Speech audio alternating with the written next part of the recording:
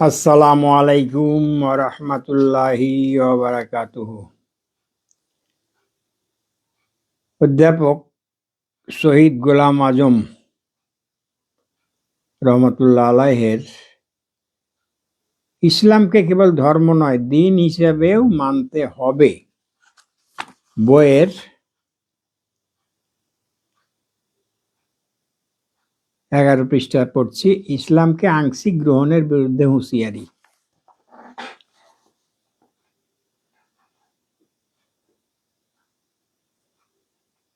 সূরা বাকারা 208 নম্বর আয়াতে আল্লাহ বলেন, হে ঈমানদারগণ, তোমরা পূর্ণরূপে ইসলাম গ্রহণ করো। অর্থাৎ আল্লাহ মানুষকে এই এখতিয়ার দেননি যে কেউ তার মর্জি মতো ইসলামের কিছু অংশ মানলেই চলবে। এ কথা চিন্তা করা অজ্ঞতার শামিল, কেননা দিনের কোনো অংশকে বাদ দিলে ইসলাম গ্রহণ করা হয়েছে বলে গণ্য করা হবে না।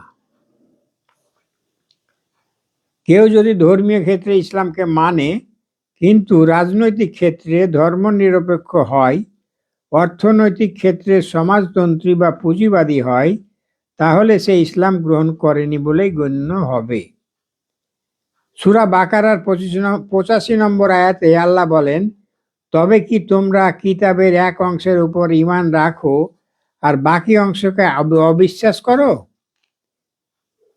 তোমাদের মধ্যে যারা এরূপ করবে তাদের জন্য এছাড়া আর কি শাস্তি হতে পারে যে তারা দুনিয়ার জীবনে অপমান ও লাঞ্ছনা ভোগ করবে এবং আখিরাতে তাদেরকে কঠিন আযাবের দিকে ফিরিয়ে দেওয়া হবে।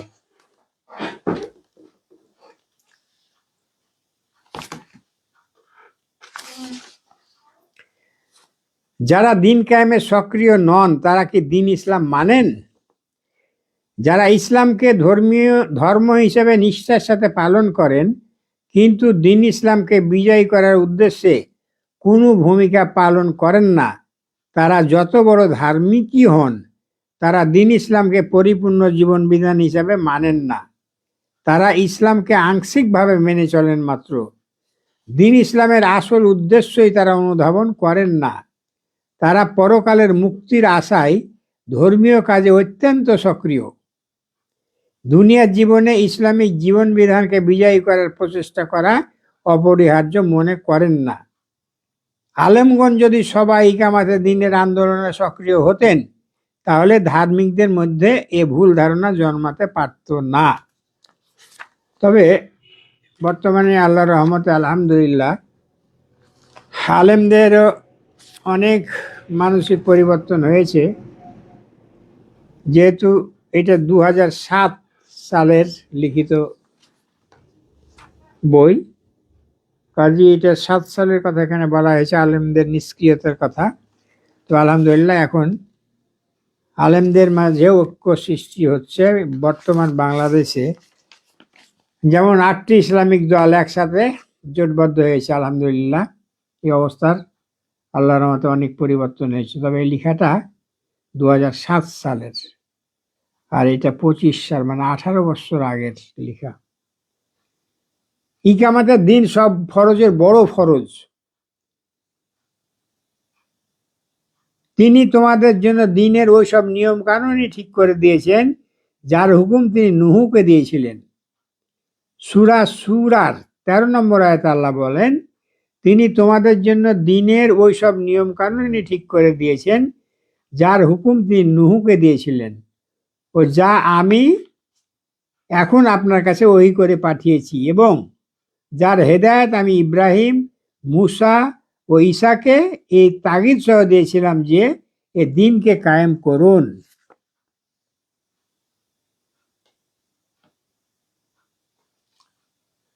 এ আয়াতে কয়েকজন বিশিষ্ট রাসূলের উল্লেখ করে ঘোষণা করা হয়েছে যে সকল নবী রাসূলের প্রধান দায়িত্বই হলো দিনকে বিজয়ী বা কায়েম করা। নামাজ, রোজা, হজ, যাকাত অবশ্যই বুনিয়াদি ইবাদত। তবে এসব ইবাদতের মাধ্যমে এমন সব গুণাবলী সৃষ্টি হয় যা না হলে ইকামাতের দিনের দায়িত্ব পালন সম্ভবপর নয়। এসব ইবাদতের মাধ্যমে এমন সব গুণাবলী সৃষ্টি হয় যা না হলে ইকামাতের দিনের দায়িত্ব পালন সম্ভব নয়। নামাজ, রোজা, হজ, যাকাত এগুলা বুনিয়াদী প্রশিক্ষণ, এগুলো অবশ্যই লাগবে, কিন্তু তার ফলাফল স্বরূপ তাকে দিনের দায়িত্ব পালন করতে হবে। এসব ইবাদত চূড়ান্ত উদ্দেশ্য নয়, দিনকে বিজয় করাই আসল লক্ষ্য। অথচ আমরা প্রশিক্ষণ নিয়ে প্র্যাকটিক্যাল কাজে না নেমে বসে আছি। দিনকে বিজয় করাই আসল লক্ষ্য, সেই লক্ষ্যে আমরা কাজ করছি না। দিন বিজয়ী হলে আল্লাহর বিধানই বাস্তবায়িত হয়। তাই ইকামাতের দিনই সবচেয়ে বড় ফরজ। যে কোনো সমিতি ও প্রতিষ্ঠান যত বিধিবিধান রচনা করে সেসব বাস্তবে কায়েমের উদ্দেশ্যেই রচনা করে। এসব বিধান শুধু তেলাওয়াত করা হয় না, জারি করা হয়। কোনো সরকার শুধু পাঠ করার জন্য আইন রচনা করে না, আইন জারি করার উদ্দেশ্যেই রচনা করা হয়। আল্লাহর রচিত বিধানই কি শুধু তেলাওয়াতের উদ্দেশ্যে রচিত হয়েছে? ডাক্তার রোগ নির্ণয় করে, আরোগ্য লাভের উদ্দেশ্যে ওষুধের প্রেসক্রিপশন দেয়। এ প্রেসক্রিপশন শুধু পাঠ করলে কি আরোগ্য লাভ হবে? মানব জাতির যাবতীয় সমস্যার সমাধানই কোরআনে দেওয়া হয়েছে। সেসব বাস্তবে প্রয়োগ না করে শুধু তিলাওয়াত করা কি উদ্দেশ্য হতে পারে?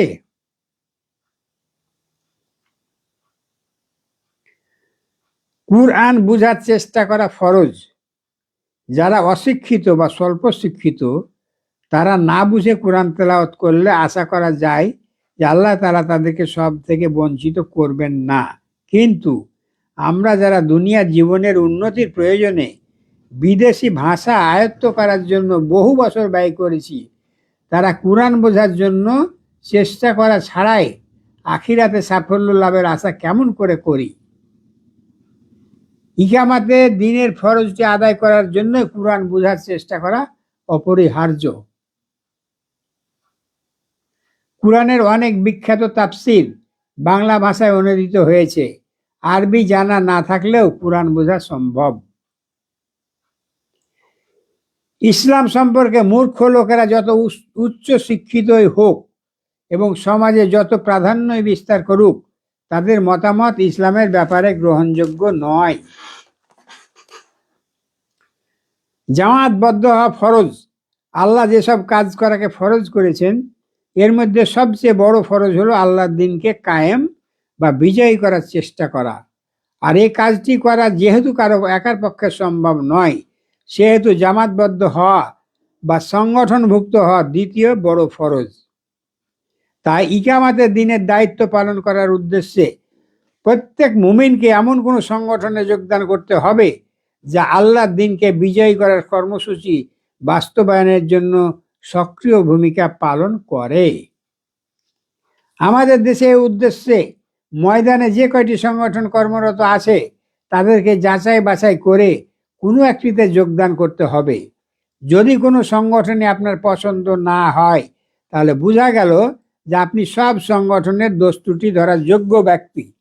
এ অবস্থায় দোষমুক্ত একটি সংগঠন কায়েম করা আপনার কর্তব্য হয়ে দাঁড়ায়। কোনো সংগঠনই মানসম্মত নয় বলে অজুহাত তুলে সংগঠনে যোগদান করার ফরজটিকে এড়িয়ে চলার সুযোগ নেই। কোনো দল যদি আপনার পছন্দ না হয় তাহলে নিজেই একটা দল খুলতে হবে, কিন্তু আপনাকে ইসলামিক দল করতেই হবে মুসলমান হিসেবে, ফরজ। দুটো বই পড়ার আবেদন জানিয়েছেন অধ্যাপক গোলাম আজম সাহেব।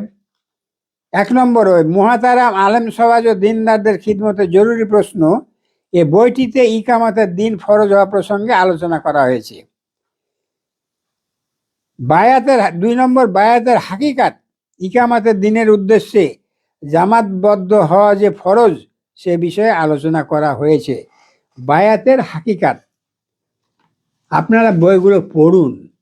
কুরআন হাদিসের রেফারেন্স দিয়ে বইগুলো লেখা হয়েছে, কোনো মন গড়া কথা দিয়ে লেখা হয়নি। বাংলা কুরআন, বাংলা হাদিস বের হয়েছে। আপনি পড়লেন না, কোনোদিন কোরআন খুলে দেখলেন না, হাদিস খুলে দেখলেন না, আর আপনি ফতোয়া দিয়ে দিলেন কোরআনে রাজনীতি নাই, ইসলামের রাজনীতি নাই, ইসলামের সাথে রাজনীতির সম্পর্ক নাই। এই যে জাহেলি কথাবার্তা এগুলা ছাড়ুন। মৃত্যুর আগে তওবা করে এই যে সুযোগ এসেছে সামনে নিজেকে পরিবর্তন করার, বাংলাদেশকে পরিবর্তন করার সুযোগ এসেছে, নিজকে পরিবর্তন করার, আসুন আমরা তওবা করি এবং আল্লাহর কাছে ক্ষমা চেয়ে দিনের কাজে ঝাঁপিয়ে পড়ি। এবং যারা শিক্ষিত সমাজ, বিশেষ করে আমাদের যুব সমাজকে আমি বলবো, আপনারা এই বই পুস্তকগুলো পড়ুন। যে কোনো আপনার স্থানীয় সংগঠনের কাছে চেয়ে নিন, তারা আপনাকে আগ্রহ সহকারে সরবরাহ করবে, আপনাকে কেনা লাগবে না। পড়ুন, নিজের বিবেক খাটান। আল্লাহ বলছে, আমি মানুষকে জ্ঞান দিয়েছি কিন্তু মানুষ চিন্তা করে না। কিয়ামতের দিনই কথাটা আল্লাহ বলবে যে তোমাকে আমি জ্ঞান দিয়ে কেন পাঠিয়েছিলাম? চোখ দিয়ে শুধু তুমি কি দেখেছো? চোখ দিয়ে শুধু তুমি খারাপ জিনিস দেখেছো, ভালো জিনিস দেখোনি। আমার কোরআনের আয়াত দেখোনি, আমার কোরআনের আয়াতের তোমার ভাষায় অনুবাদে কি হয় সেটাও তুমি দেখার চেষ্টা করোনি। আসুন ভাই, মৃত্যু আমাদের হবেই, মৃত্যুর স্বাদ আমাদেরকে গ্রহণ করতে হবেই। আপনার আশেপাশে চেয়ে দেখুন, কত হ্যাডামালা লোক দুনিয়া থেকে বিদায় নিয়েছে। কয়দিন হ্যাডাম দেখা যায় ভাই? 10 বছর, 20 বছর, সর্বোচ্চ হলে 50 বছর। আজ দেখেন কত হ্যাডামালা লোক মাটির তলে চলে গেছে। তারা কি জবাব দিচ্ছে? আসুন আমরা একটু বই পুস্তক পড়ি, মানুষের শোনা কথা না শুনে দেখি কোরআন হাদিস কি বলছে। দিনদার লোক ইসলামকে শুধু ধর্ম মনে করে, জনগণ আলেম সমাজ থেকে ইসলাম সম্পর্কে জ্ঞান লাভ করে। এ দুটো বিষয় সম্পর্কে আলেম সমাজের ব্যাপক চর্চা নেই বললেই চলে। বস্তুত আমাদের দেশের আলেম সমাজ বিভিন্নভাবে দিনের খিদমতে নিয়োজিত আছেন, কিন্তু দিনকে বিজয়ী করা এবং এ উদ্দেশ্যে সংগঠনভুক্ত হওয়া যে ফরজ, এ ধারণা খুব কমই লক্ষ্য করা যায়। যদি তাদের মাঝে এই বিষয়টি নিয়ে ব্যাপক চর্চা হতো, তাহলে জনগণও এ বিষয়ে ধারণা লাভ করতে পারত। আল্লাহ গোলাম আজম সাহেবকে উচ্চ মর্যাদা দান করুন, শহীদি মর্যাদা দান করুন। তিনি 18 বছর আগে কথাগুলো দুঃখ করে লিখে গেছেন, আফসুস করেছেন। আলহামদুলিল্লাহ, এখন অনেক আলেম সমাজ অনেক সক্রিয়, তারা নিজেদের ভুল বুঝতে পেরেছে। বেশিরভাগ আলেম সম্প্রদায়ের বেশিরভাগ সদস্য এখন ইসলামী রাষ্ট্র, কোরআনের রাষ্ট্র, দিন কায়েম এ ব্যাপারে তারা উৎসাহিত হচ্ছেন। আমার লেখা আরো কয়েকটি বইয়ের তালিকা দিলাম যা ইসলাম সম্পর্কে সঠিক ধারণা লাভ করায় সহায়ক। মজবুত ইমান, সহি ইলম, ইলম নেক আমল। ইমান, ইলম ও আমল সম্পর্কে অত্যন্ত বলিষ্ঠ যুক্তি এ বইয়ে পেশ করা হয়েছে। এই 3টি বিষয়ে প্রয়োজনীয় যাবতীয় প্রশ্নের জবাব এতে দেওয়া হয়েছে। 2 নম্বর, বইয়ের নাম জীবন্ত নামাজ। সকলের নামাজ না পড়লেও মসজিদে প্রচুর নামাজি দেখা যায়। প্রাণবন্ত নামাজ তো দূরের কথা, নামাজের বাহ্যিক রূপও অনেক ত্রুটিপূর্ণ। বইটিতে নামাজকে ত্রুটিহীন করার শিক্ষা দেওয়া হয়েছে, সাথে সাথে নামাজকে জীবন্ত বানানোর পদ্ধতিও দেখানো হয়েছে। আমি আমার প্রথম দিকের এপিসোডগুলো আপনারা দেখবেন আমার প্রোফাইলে, যে নামাজের উপর বেশ কিছু এপিসোড তৈরি করা আছে, দয়া করে দেখবেন, এই বইগুলো পড়বেন। পরিপূর্ণ জীবন বিধান হিসেবে ইসলামের সহজ পরিচয়, এইসব চটি বইগুলোর দাম মাত্র, এই বইটার দাম তখনকার 12 টাকা। এখন কয় টাকা হয়েছে জানি না, হয়তো 15-20 টাকা হতে পারে। বা আপনি যদি নাও কিনেন, আপনি সংগঠনের কোনো লোককে বললেই আপনাকে বইগুলো সরবরাহ করবে ইনশাল্লাহ। তো এই চটি বইগুলা পড়ুন, মোটা মোটা বই আপনার পড়ার দরকার নাই। চটি বইগুলো পড়ুন যুক্তি সহকারে। এই একটা চটি বই লিখতে গিয়ে ওনারা হয়তো 10টা মোটা মোটা বই পড়েছেন, কুরআন হাদিস ঘেঁটার পরে জাস্ট কথাগুলো তুলে ধরেছেন। আমরা তো একটা কুরআন গোটায়, বাংলাটাও আমি বারবার বললে বাংলা খতম করেন, বাংলাটাও খতম করতে পারে না কেউ। এই জন্য আমরা, এই যেমন আমি আপনাদের সামনে মানে বাছাই করা কথাগুলো আপনাদের সামনে নিয়ে আসি।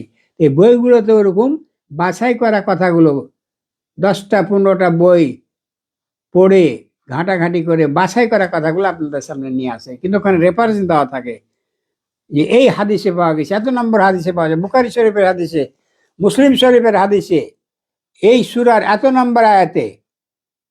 আপনার অবিশ্বাস হলে সাথে সাথে আপনি কোরআন খুলে আয়াতের সাথে মিলাবেন কথাগুলো ঠিক আছে কিনা। আসুন আমরা ইসলামের পথে ফিরে আসি, এবং বারবার আমি একটা কথা বলি, আমাদেরকে মৃত্যুর স্বাদ গ্রহণ করতেই হবে। এই দিনটাই আপনার শেষ দিন কিনা আপনি বলতে পারবেন না, আপনি যতই হাডামালা লোক হন। তাই আসুন আমরা আল্লাহর পথে ফিরে আসি, আমরা নামাজ পড়ি, এবং আল্লাহ আমাদেরকে কি জন্য দুনিয়ায় পাঠিয়েছেন এটা আমরা তালাশ করার চেষ্টা করি। রিজিকের জন্য আল্লাহ দৌড়াতে বলেছে, কিন্তু এইভাবে দৌড়াতে বলেনি যে পরকালের কথা ভুলে গিয়ে সামান্য আপনি কাজ করবেন রিজিকের জন্য, ইনশাআল্লাহ আল্লাহ বরকত দেবে। আপনাদের উত্তরোত্তর দিনের পথে উন্নতি কামনা করে আজকের মতো শেষ করছি। আসসালামু আলাইকুম ওয়া রাহমাতুল্লাহি ওয়া বারাকাতুহু। Shahidul Islam is watching. আলহামদুলিল্লাহ, আমার শহীদুল ভাতিজা, না ভাই, শহীদুল ভাই ভুল হলো বলা, আমার মামা তো ভাই, মাশাআল্লাহ, আলহামদুলিল্লাহ, জাযাকুমুল্লাহ। আসসালামু আলাইকুম ওয়া রাহমাতুল্লাহ।